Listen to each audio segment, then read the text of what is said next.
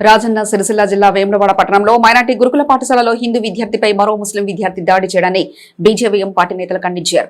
బంగ్లాదేశ్ ప్రాంతానికి చెందిన కొందరు విద్యార్థులు వేములవాడ మైనార్టీ గురుకుల పాఠశాలలో ప్రవేశం పొందారని ప్రశ్నించారు. దాడి జరిగిన తీరు తెలుసుకునేందుకు గురుకుల కళాశాల వద్దకు వెళ్లగా పోలీసులు బీజేవీఎం నాయకులను అడ్డుకున్నారు. తాము కేవలం జరిగిన దాడిని తెలుసుకోవడానికే వచ్చామని అనుమతించాలని కోరడంతో వారిని కళాశాలలోని ప్రిన్సిపల్ వద్దకు అనుమతించారు.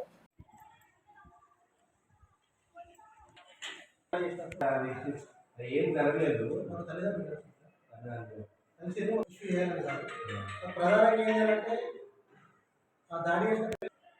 దాడి జరగలేదు సార్. నేను నిన్నంతా తీవ్రంగా ఖండిస్తున్నాను.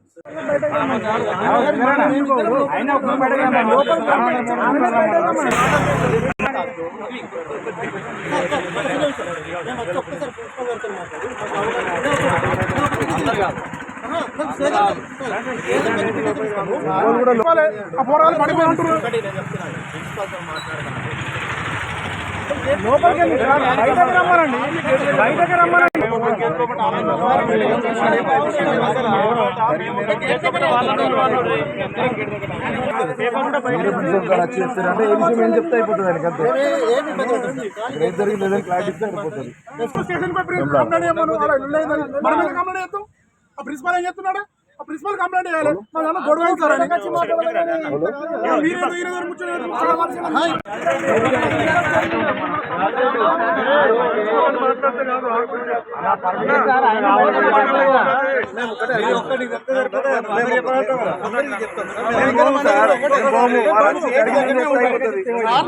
ఏం జరిగింది ఇద్దరు సార్ తీసుకుంటే మీకు చెప్తారు. మీరు అందరికీ చెప్తారు.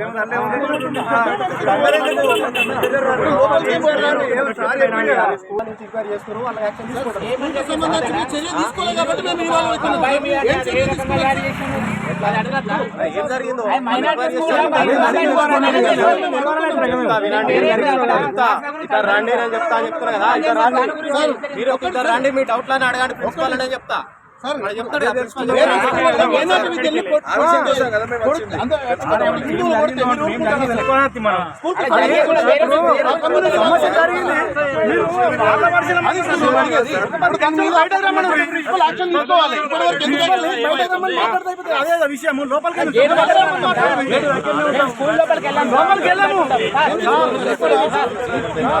మేము వస్తున్నామని తెలిసిన తర్వాత ఇప్పుడు హఠావుటిగా యాక్షన్ తీసుకోవడం కాదు కదా సార్.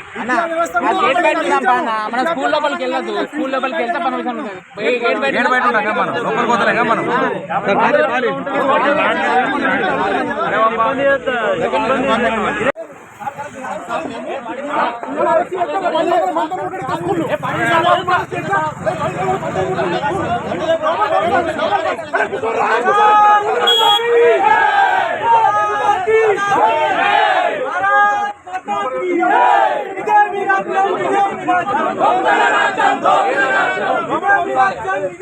జరిగే చెగనా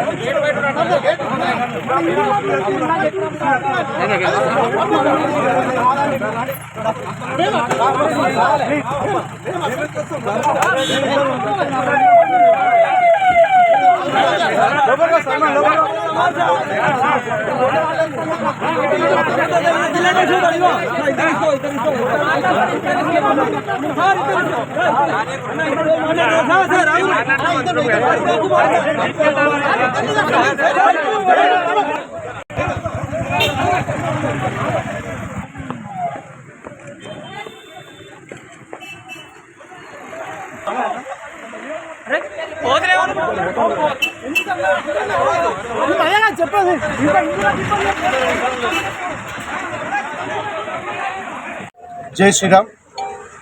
ఏదైతే దీపావళి రోజున జరిగినటువంటి మైనార్టీ వేములవాడ పట్టణ పరిధిలోని మైనార్టీ స్కూల్లో జరిగినటువంటి ఒక విద్యార్థిపై ఏదైతే మైనార్టీ స్కూల్లో ఒక హిందూ విద్యార్థి పైన జరిగినటువంటి దాడిని మేము తీవ్రంగా ఖండిస్తూ ఏదైతే దాడి జరిపినటువంటి విద్యార్థులు ఉన్నారో వారిపైన వెంటనే చర్యలు తీసుకోవాలని చెప్పేసి ఈరోజు రాజన్న సిరిసిల్ల బీజేవైఎం ఆధ్వర్యంలో ఆ యొక్క స్కూల్లో తనిఖీలు నిర్వహించడం కోసమని రావడం జరిగింది. అక్కడికి వెళ్ళిన వెంటనే మాకు ఒక విషయం మాత్రం క్లియర్గా అర్థమైంది. అక్కడ హిందూ విద్యార్థిపై జరిగినటువంటి దాడి అది నిజమేనని అది అర్థమైంది. అంతేకాకుండా అక్కడ ఉన్నటువంటి ప్రిన్సిపల్ గారి యొక్క